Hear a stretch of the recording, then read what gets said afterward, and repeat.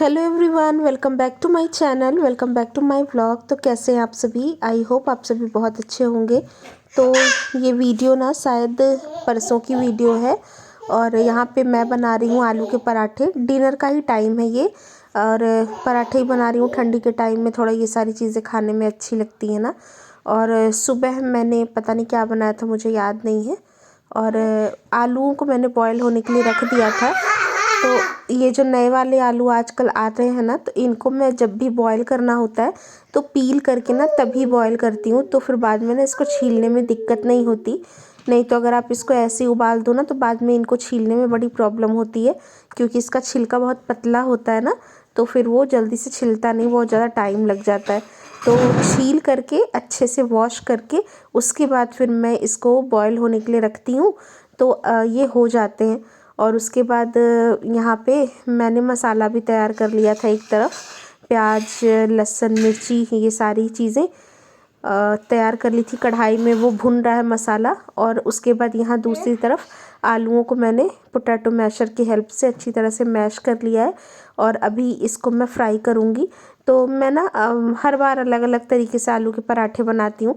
कभी तो मैं इसमें कच्ची प्याज, मिर्ची, धनिया वनिया काट करके बना लेती हूँ बिना फ्राई किए, और कई बार हरा मसाला डाल लेती हूँ, जैसे धनिया, लहसुन की पत्तियाँ, मिर्ची, और कई बार इस तरह से फ्राई कर लेती हूँ। तो जैसा जिस समय मूड करता है ऐसे ही कर लेती हूँ। और आलू के पराठे एक ऐसी चीज़ है जो किसी भी वेरिएंट में बनता है अच्छे ही लगते हैं। उसमें आप कुछ भी मिक्स मैच करके बना लो, वो टेस्टी ही लगते हैं। खासकर मुझे तो अच्छे ही लगते हैं और मेरे घर में सभी को पसंद है, कोई इसमें नाटक नहीं करता और आराम से खा लेते हैं। और इसके साथ फिर कुछ और बनाने की ज़रूरत भी नहीं पड़ती। मतलब चटनी, चाय, दही, जैसी भी जिसकी प्रेफरेंस है वैसे लोग ले लेते हैं। मैं तो चाय के साथ ही खाती हूँ। आरू के पापा को चटनी पसंद है, तो गर्मियों में तो दही रहती है, बाकी नहीं। और आज तो चटनी भी नहीं थी, मतलब हरी चटनी नहीं थी, क्योंकि परसों की या एक दिन उसके पहले की ही वीडियो है ये। उस दिन धनिया नहीं था मेरे पास, तो शेज़वान चटनी रखी थी। तो आजकल बहुत सारी चीज़ों में मैं वही यूज़ कर ले रही हूँ, वो भी काफ़ी टेस्टी लगता है। तो उसी के साथ मैंने इसको सर्व किया था। और यहाँ पे देखिए मसाले को मैं भून रही हूँ, मतलब आलूओं को मैं भून रही हूँ। तो जो प्याज वगैरह का मसाला मैंने तैयार किया था ना, उसी में मैंने इसको डाल दिया है। ऊपर से कुछ एक मसाले भी डाल दिए हैं, जैसे रेगुलर हमारा धनिया का पाउडर, काली मिर्ची का पाउडर, अमचूर पाउडर मैं इसमें ज़रूर डालती हूँ। अगर आपके पास अमचूर पाउडर नहीं है तो आप चाट मसाला भी डाल सकते हैं। तो इससे इसका टेस्ट ना थोड़ा सा टैंगी सा आता है और चटपटे से होते हैं। थोड़ा मिर्ची विर्ची ज़्यादा काट लो और इसमें डाल लो तो सही रहता है। और सेम इसी आलू के मसाले से आप वड़े भी बना सकते हो, कचौड़ियाँ बना लो। समोसे की स्टफिंग थोड़ी सी अलग होती है, लेकिन कई बार आप ऐसे भी बना सकते हैं। तो जैसा भी आपका मन हो, ब्रेड पकौड़े बना लो, सैंडविच बना लो, सब कुछ ही अच्छा लगता है, क्योंकि ये फीलिंग ना बहुत टेस्टी होती है।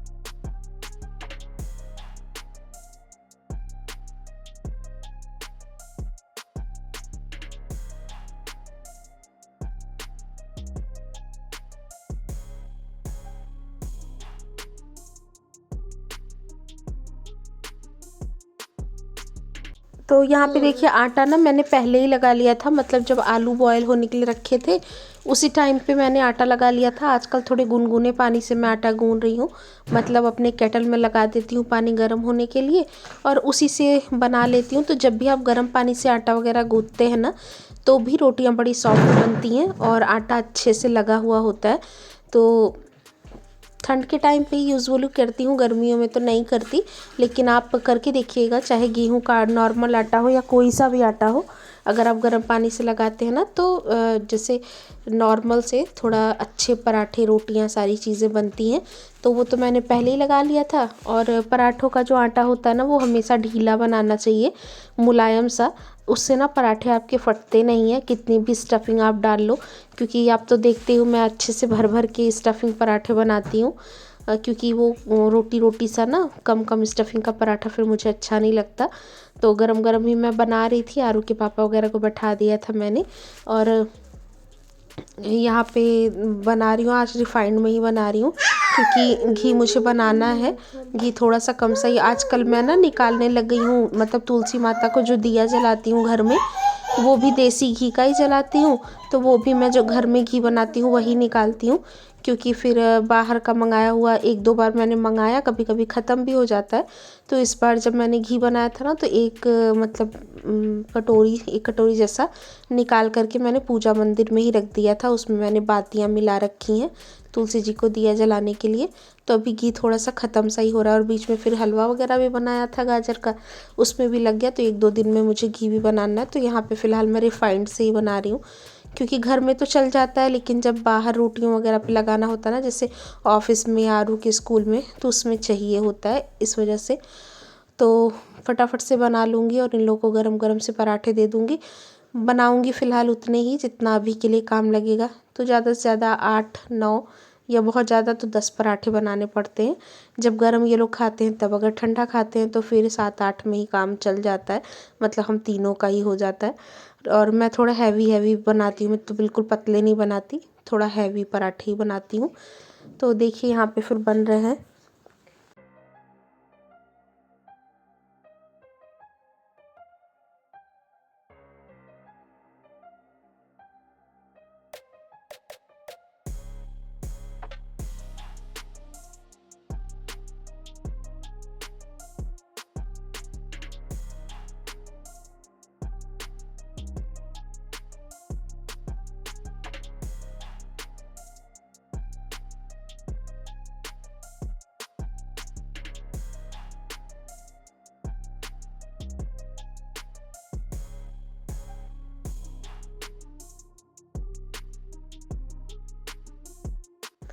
और यहाँ पे ये पराठे बनाने में थोड़ा सा लेट ही हो रहा था, क्योंकि आरू के पापा ऑफिस से आ गए थे ना, उस टाइम पे मैं बना रही थी।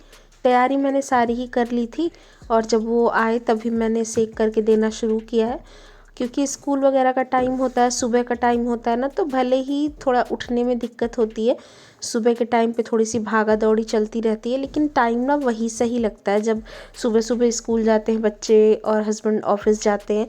नहीं तो शाम का या इवनिंग का ऐसा शिफ्ट होता है ना, तो पूरा दिन ही ऑक्यूपाइड रहता है। मुझे ऐसा लगता है कि मतलब सुबह थोड़ा लेज़ी होकर उठते हैं। और आजकल तो यहाँ दिल्ली में स्कूलें भी बंद चल रही हैं पोल्यूशन के भी चक्कर में, और अभी तो एक दो दिन में खुल भी जाता। तो ठंड की छुट्टियां भी फिर हो रही हैं, क्रिसमस से लेके न्यू ईयर तक भी छुट्टियां होती है ना। तो अभी ऑनलाइन क्लासेस ही चल रहे हैं। तो ऑनलाइन क्लासेस जब चलते हैं तो थोड़ा लेट ही चलता है, 9:30-9 बजे से शुरू होता है, बीच बीच में फिर छुट्टी भी होती रहती है। और छोटे बच्चों के लिए ऑनलाइन क्लासेस ना बहुत ज़्यादा मुझे नहीं लगता कि सक्सेसफुल होती हैं, क्योंकि भाई मेरे बेटे के लिए तो नहीं ही है। बच्चे ना फिर फ़ोन में ध्यान लगा रहता है कि हाँ फ़ोन में देख लें ये करने। हालांकि बैठाते तो हैं हम उसको, लेकिन ये है कि एक स्कूल में जा कर के पढ़ाई करना वो अलग ही सही मतलब होता है, ठीक लगता है वो। और हम लोग के भी रूटीन सेट होते हैं, सारे काम ही टाइम से हो जाते हैं। यहाँ पे देखिए पराठे कितनी अच्छी तरह से फूल रहे हैं, सारे सारे ही पराठे फूले थे, एक आधी दो। बुरा तो इसको इतनी जल्दी लगता है, तुमको बुरा लग जाता है। अब पानी में नहीं जाना, इधर को जाओ, इधर चलो, इधर सूखे में जाओ, चलो।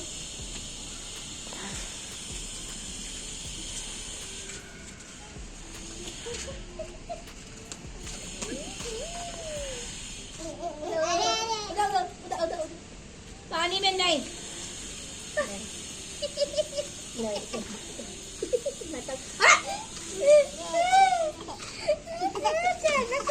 पानी में नहीं आना, ओके ओके, पानी में नहीं। चंदा मामा दूर के, कहाँ है चंदा मामा? वो तो सूरज चाचा है तुम्हारे, वो तो तुम्हारे पापा के उधर के, मम्मी के उधर के नहीं आए अभी। मम्मा पापा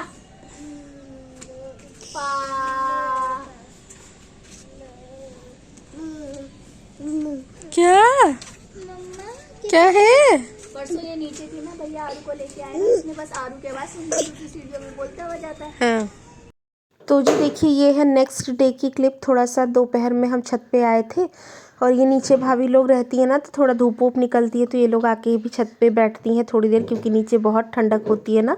और ये प्रिशा, वो जो छोटी सी लड़की दिख रही है ना, उसने अपनी टोपी इसको लगा दी थी, तो इसको पता है कि ये कैप उसकी है, मेरी नहीं है, तो ये निकाल के ले जाके उसको वापस से दे रही है और वो लगा लेती है, तो फिर क्लैपिंग भी करी। तो इसको भी बड़ा मज़ा आता है बच्चों के साथ खेलने में, और बच्चे ना बहुत प्यार भी करते हैं इसको, क्योंकि छोटी सी है।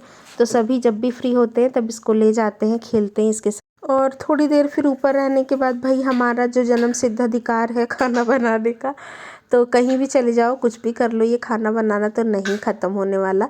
तो फिर दोपहर का लंच बनाने के लिए मैं नीचे आ गई थी। तो सिंपल से दाल चावल ही मैं बना रही हूँ। दाल मैंने पहले ही बना दी थी, अभी इसको फ्राई करने की बारी आती है और उसके बाद फिर चावल बना लूँगी। तो दाल मैंने बनाई थी खड़ी उड़द और राजमा की। एक रात पहले ही मैंने खड़ी उड़द और राजमा को भिगाने के लिए रख दिया था। वो भीग गए थे तो मैंने उसमें बॉयल भी दिला दिया था। अच्छे से 6 से 7 सीटियाँ आपको लगा लेनी है, क्योंकि खड़ी उड़द जो होती है ना, उसको पकने में थोड़ा सा टाइम लगता है, और अगर थोड़ी सी भी वो मतलब कसर रह जाए उसमें ना, तो बहुत ज़्यादा दिक्कत करती है। हालांकि इतना मतलब हिसाब से बनाने के बाद भी पेट में प्रॉब्लम हो ही गई थी, क्योंकि मैं उड़द की चीज़ें ना बहुत कम बनाती हूँ। आपने देखा होगा, उड़द की खिचड़ी वगैरह भी मैं बहुत कम बनाती हूँ। सिर्फ एक चीज़ है जो उड़द की मेरे घर में बहुत ज़्यादा पसंद की जाती है और मैं फ्रिक्वेंटली बनाती रहती हूँ, और वो है दही बड़े। और फ्रिक्वेंटली क्या, साल में 2-3 बार बनाती हूँ। और उड़द फिर ना जैसे डाइजेस्ट होने में भी प्रॉब्लम होती है, लेकिन मेरे पास रखा हुआ था तो मुझे उसको ख़त्म भी करना था, तो मैंने कहा सिर्फ उड़द की तो कोई खाएगा नहीं, थोड़ा राजमा मिक्स कर देती हूँ ना, तो आरू को फिर कहती हूँ कि बेटा ये दाल मखनी वाली दाल बनाई है मैंने, तो फिर वो खा लेता है। वैसे उसको भी ज़्यादा ये वाली दाल पसंद नहीं है। तो इसके बाद फिर मैंने ना इसमें तड़का लगाना था, तो चॉपर में ही मैंने 2 प्याज और 1-2 टमाटर, मिर्ची, लहसुन, अदरक, सारी ही चीज़ों को चॉप कर लिया था। थोड़ा अच्छा सा मसाला इसका बनाऊंगी मैं, सो दैट खाने में थोड़ा टेस्टी लगे, क्योंकि उड़द और राजमा दोनों में ही अपना कोई टेस्ट होता नहीं, आपको इसमें टेस्ट इन्हेंस करना ही पड़ता है मसालों के थ्रू। तो बस इसमें कुछ पाउडर्ड मसाले भी डाले हैं मैंने, हल्दी, मिर्ची, धनिया का पाउडर, जीरे का पाउडर, थोड़ा सा अमचूर मसाला, और डाल करके थोड़ा पानी भी डाल दिया चॉपर में करके, ताकि कुछ भी वेस्ट ना हो। जो भी मसाले चॉपर में लगे हों सारे ही उसमें आ जाए। और उसके बाद यहाँ पे दाल चेक कर रही थी मैं कि दाल मेरी पक गई है कि नहीं। तो 5-6 सीटियाँ तो मैंने इसमें लगा दी थी, शायद एक आधी ज़्यादा भी लग गई होंगी। तो पक तो ये अच्छे से गया था, लेकिन यही है कि उड़द और राजमा दोनों ही चीज़ें ना ऐसे मिक्स नहीं होती हैं। जैसे चने को आप कितनी भी ज़्यादा सीटियाँ लगा लो, वो ऐसा नहीं है कि वो एकदम मिक्स हो जाएगा, उसको आपको मिक्स करने के लिए ना मैश करना ही पड़ता है। तो फिर वही मैंने थोड़ा सा, पहले तो मैंने सोचा कि पाव भाजी मैसर की हेल्प से कर देती हूँ, फिर मैंने कहा एक वो भी फंसाऊँ चलो साफ़ करने के लिए, तो मैंने फिर उसको नहीं यूज़ किया और इसी अपने स्पैचुला की हेल्प से ही थोड़ा थोड़ा सा इसको फोड़ लिया था। तो दाल थोड़ी सी गाढ़ी हो गई थी, और उसके बाद फिर ये मसाला मेरा बन जाएगा तो उसमें ही मैं इसको डाल दूँगी फिर।